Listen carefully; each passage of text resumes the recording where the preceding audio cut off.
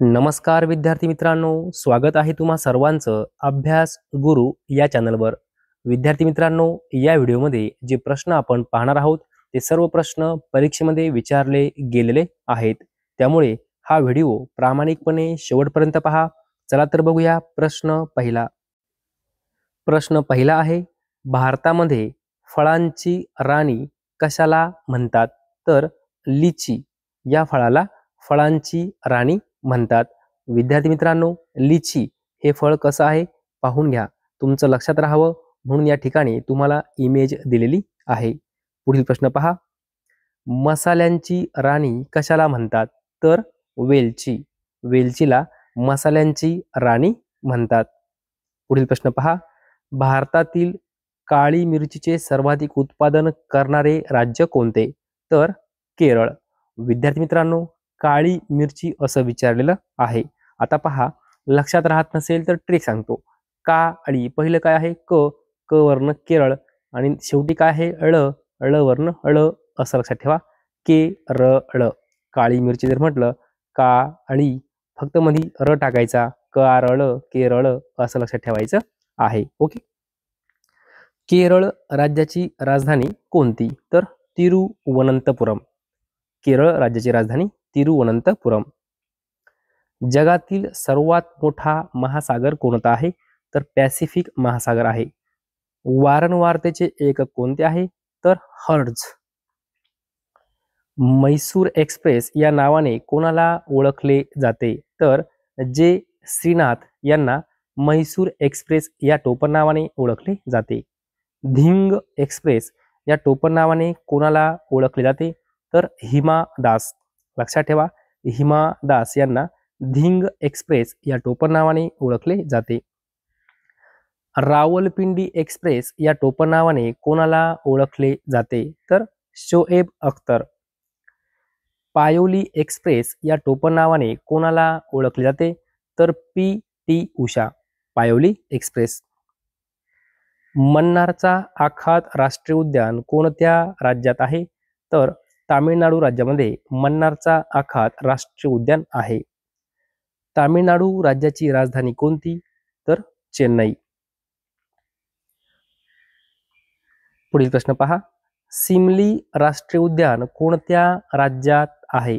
तर ओडिशा राज्यामध्ये सिमली राष्ट्रीय उद्यान आहे। विद्यार्थी मित्रांनो, हे जे काही सिमली राष्ट्रीय उद्यान आहे हे ओडिशा राज्यामध्ये कोणत्या जिल्ह्यात आहे? तर मयूरभंज जिल्हा। लक्षात ठेवा, सिमली राष्ट्रीय उद्यान ओडिशा राज्यात आहे। कोणत्या जिल्ह्यात आहे? तर मयूरभंज जिल्हा। हे उद्यान एका प्रमुख व्याघ्र प्रकल्पाचा भाग आहे। कोणत्या प्रकल्पाचा? व्याघ्र प्रकल्पाचा भाग आहे। विद्यार्थी मित्रांनो, ओडिशा राज्याची राजधानी कोणती आहे? तर भुवनेश्वर। लक्षात ठेवा, ओडिशा राज्याची राजधानी भुवनेश्वर। हा प्रश्न 10 वेळापेक्षाही जास्त वेळा पोलीस भरतीमध्ये विचारला गेलेला आहे। पुढील प्रश्न पहा, दासी प्रथा कोणाच्या काळात बंद झाली? तर एलन बरो। दासी प्रथा एलन बरोच्या काळात बंद झाली। पाण्याचे रासायनिक सूत्र काय आहे? तर H2O। लक्षात ठेवा, H2O हे पाण्याचं रासायनिक सूत्र आहे। माणसाच्या शरीरात एकूण किती हाडे असतात? तर 206। 206। विद्यार्थी मित्रांनो, जर पर्यायामध्ये 208 दिलेलं असेल तर कधी कधी आपल्याला असं वाटतं 206 आहे की 208 आहे।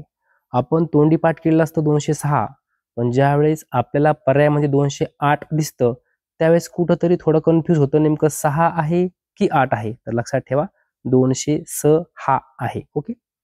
डीएनएचा शोध कोणी लावला? तर वॉटसन आणि क्रिक यांनी डीएनएचा शोध लावला।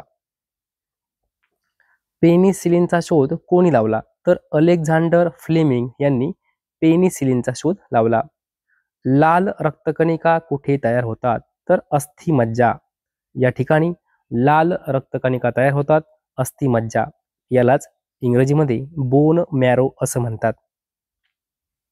सूर्यापासून ऊर्जा कोणत्या स्वरूपात मिळते? तर प्रकाश आणि उष्मा। लक्षात ठेवा, सूर्यापासून जी काही ऊर्जा मिळते ती प्रकाश आणि उष्मा या स्वरूपात मिळते। उष्मा म्हणजे काय?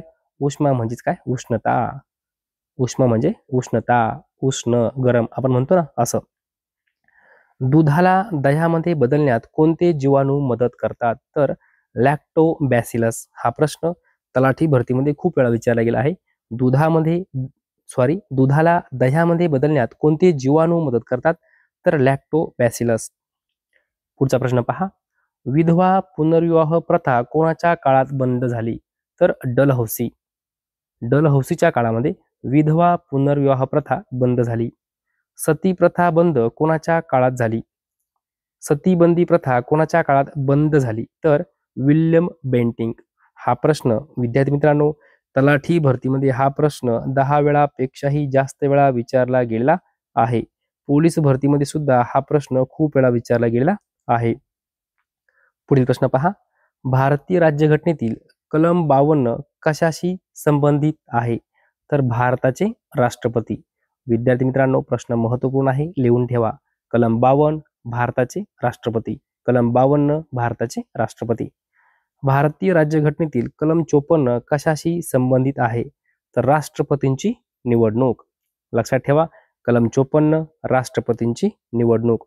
दोन्हीही कलमांवर प्रश्न विचारले गेलेले आहेत. पुढे पहा. ग्रामपंचायतीचा प्रशासकीय प्रमुख कोण असतो? तर ग्रामसेवक हा ग्रामपंचायतीचा प्रशासकीय प्रमुख असतो. ग्रामपंचायतीचा वास्तव कार्यकारी प्रमुख कोण असतो? तर सरपंच. काय म्हटलंय? वास्तव. लक्षात ठेवा, शब्द व्यवस्थित वाचायचा आहे. आपल्याला काय विचार आहे? वास्तव कार्यकारी प्रमुख सरपंच आणि प्रशासकीय प्रमुख ग्रामसेवक. पुढील प्रश्न पहा. पंचायत समितीचा प्रशासकीय प्रमुख कोण असतो? पंचायत समितीचा प्रशासकीय प्रमुख कोण असतो? तर गट विकास अधिकारी. पंचायत समितीचा वास्तव कार्यकारी प्रमुख कोण असतो? तर सभापती. वास्तव कार्यकारी प्रमुख सभापती.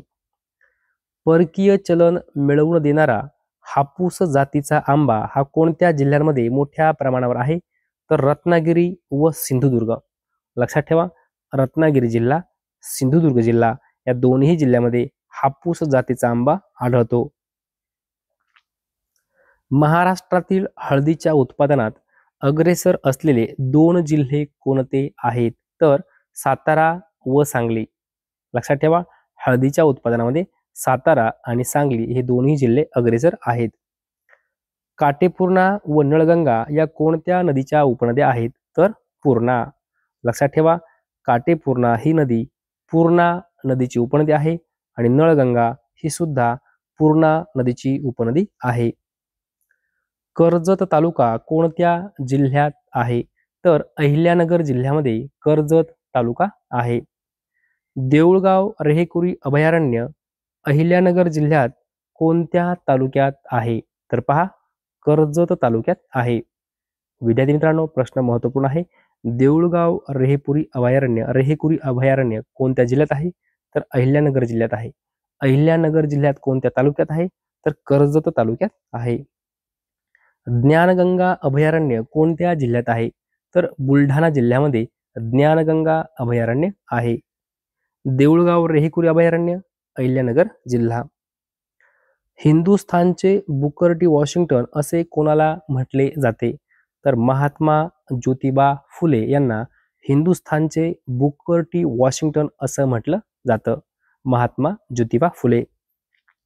जस्टिस ऑफ द पीस ही पदवी कोणाला दिली होती? तर जगन्नाथ शंकर शेठ.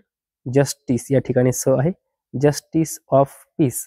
ज म्हणा किंवा स म्हणा, काय अडचण नाही. जस्टिस काही पुस्तकामध्ये स आहे, जस्टिस काही मध्ये जस्टिस असं आहे. Okay, justice of the peace ही पदवी कोणाला दिली आहे? जगन्नाथ शंकर शेठ. भारतीय अर्थव्यवस्थेचे जनक कोणाला म्हटले जाते? तर न्यायमूर्ती रानडे यांना भारतीय अर्थव्यवस्थेचे जनक म्हटले जाते. विद्यार्थी मित्रांनो हा प्रश्न खूप महत्वपूर्ण आहे. 10 वेळापेक्षाही जास्त वेळा हा प्रश्न पोलीस भरतीमध्ये विचारला गेलेला आहे. भारतातील स्वराज्याचे पहिले उद्गाते कोण? तर दादाभाई नौरोजी. अन्न आणि कृषी संघटना मुख्यालय कुठे आहे? तर रोम या ठिकाणी अन्न आणि कृषी संघटना मुख्यालय आहे. विद्यार्थी मित्रांनो, असाही प्रश्न येईल, FAO चे मुख्यालय कोठे आहे? तर रोम या ठिकाणी आहे. मग विद्यार्थी मित्रांनो, FAO याचा फुल फॉर्म काय आहे? F म्हणजे काय? A म्हणजे काय? आणि O म्हणजे काय? तर F म्हणजे काय?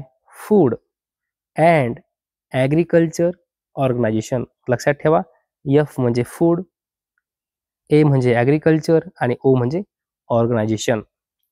जागतिक आरोग्य संघटनेचे मुख्यालय कुठे आहे? तर जिनेव्हा या ठिकाणी आहे. जागतिक आरोग्य संघटना म्हणजेच काय? WHO. असा प्रश्न येईल, WHO चे मुख्यालय कुठे आहे? तर जिनेव्हा या ठिकाणी आहे. पण WHO चा फुल फॉर्म काय आहे? तर W म्हणजे काय? H म्हणजे काय? O म्हणजे काय? तर W म्हणजे काय? वर्ल्ड. W म्हणजे काय? वर्ल्ड. H म्हणजे काय? हेल्थ. H म्हणजे हेल्थ आणि O म्हणजे काय? ऑर्गनायझेशन. लक्षात ठेवा, organization. Okay. World health organization. विद्यार्थी मित्रांनो, आपला प्रश्न कसा येतो? WHO चे मुख्यालय कुठे आहे? जिनेव्हा. जागतिक आरोग्य संघटनेचे मुख्यालय कुठे आहे? जिनेव्हा. किंवा असं येईल इंग्रजीमध्ये, वर्ल्ड हेल्थ ऑर्गनायझेशनचे मुख्यालय कुठे आहे? जिनेव्हा. ओके. तीनही गोष्टी पाठ करून टाकायच्या. आपल्याला माहिती, पण कधी कधी कन्फ्यूज होतं, म्हणून तुम्हाला सांगितलं. पुढे पहा, रेड क्रॉसचे मुख्यालय कुठे आहे? तर जिनेव्हा या ठिकाणी रेड क्रॉसचे मुख्यालय आहे. विद्यार्थी मित्रांनो, हा प्रश्न तलाठी भरतीमध्ये खूप वेळा विचारला गेला आहे. म्हणजे 10 वेळापेक्षाही जास्त वेळा हा प्रश्न विचारला गेला आहे. जागतिक बँकेचं मुख्यालय कुठे आहे? तर वॉशिंग्टन या ठिकाणी जागतिक बँकेचं मुख्यालय आहे. मलेशिया देशाचा राष्ट्रीय खेळ कोणता?